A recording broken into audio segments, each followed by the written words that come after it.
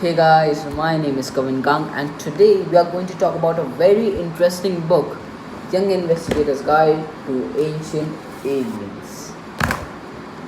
So, this book is basically on the question that the past events, or to be specific, the mythical stories, epics, and legends that we all have heard and read about might be of some superior being or a advanced race that came to earth to experiment on us, to conquer us, or to help our civilization, or to build our civilizations, to help build our civilizations.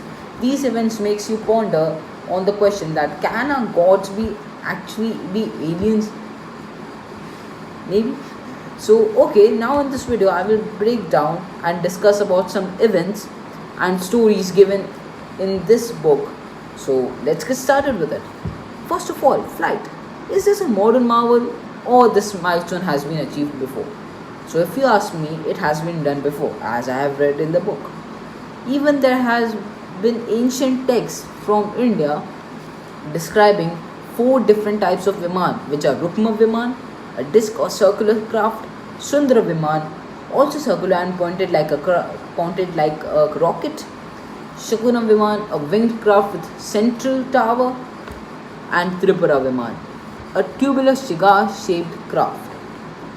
And there are even cave paintings, stone carvings describing these Vimans very, very accurately and very detailing. There has been experiments that show these Vimans were aerodynamic and it was theoretically possible that they can fly. Many people also believe that the temples are just to represent spaceships from which gods came to earth. Now, if you ask me, it's freaking amazing, man. Actually, we say temples are the home of gods. So, exactly, we are referring that gods must have came from that spaceship which resembled as a temple today. The theory in this book, or the major concept of this book, is very appealing to the mind and it's very believing too. Now we have atomic weapons and ancient warfare. The Mahabharata, the sacred Hindu text, contains stories about epic battles in the sky among what were believed to be gods in all gods. In all, 46 different types of weapons and weapons are described, including flying chariots, unmanned aircraft, and what can honestly be called weapons of mass destruction.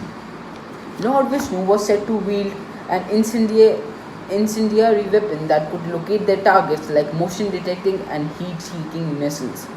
The Pashupatastra is weapon which multiply into 7 different arrows and hit 7 different targets. Salva, an anti-god, could make his vehicle disappear like a stealth fighter and must have won battles and wars with it. Now, coming to the next. Now, atomic weapons in ancient time, and probably the most scaring device in those ancient epics, was one called Brahmastra, which ancient astronaut theorists believe to be some sort of nuclear bomb of extraterrestrial origin. In stories, people were burned and melted by the Brahmastra, and reference speaks of an explosion brighter than 1,000 suns. So, and one more story believes that when those people who survived lost their hair and nails and nails started to falling out. The similarities of these effects and those of radiation poisoning from atomic bombs dropped in Japanese cities in World War II are very similar. Now, can the Brahmastra be the early extraterrestrial version of the nuclear bomb? Maybe, maybe not.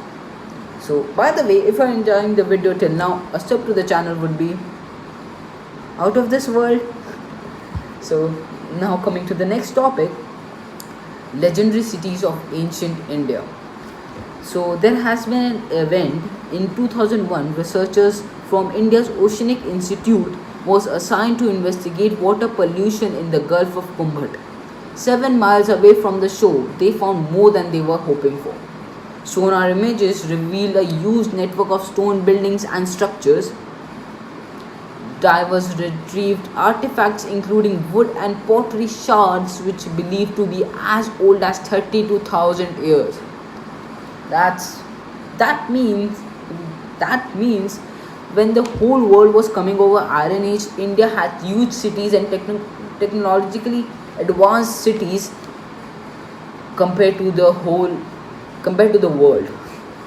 So even farther north of India's coast, another discovery was made under the sea to be believed the holy city of Dwarka, the dwelling place of Lord Krishna. Hindu text explains that a ruler of the kingdom Salva attacked Lord Krishna in Dwarka in a fiery battle. According to the text, a spacecraft attacked Dwarka, raining down energy weapons that resembled lightning. It destroyed large parts of the city. Legend says that Krishna eventually left Dwarka and the city was consumed by the ocean. So, if you read this story and if you know about Atlantis, these stories are very, very similar. Atlantis faced a catastrophe of some kind and it sunk into the ocean, maybe a tsunami. And as the legend in other cultures says that Atlantis was a technologically advanced and superior civilization in that time. So Dwarka and Atlantis can be the same, maybe. And so now we have come to the end of our video. Please do tell me in the comments that how was it, and if this video reaches 40 likes, I will make a review of this book, Technology of the Gods by David Hatcher Childress. So it also discuss about some some gadgets or those weapons were described in the ancient scriptures, cave paintings, and different types of text uh, text are discussed in this book. So or I can make a second review of this book discussing events from different parts of world, as in this video we just discussed about India. So it's up to you. So that's it for today. I'll see you in the next one.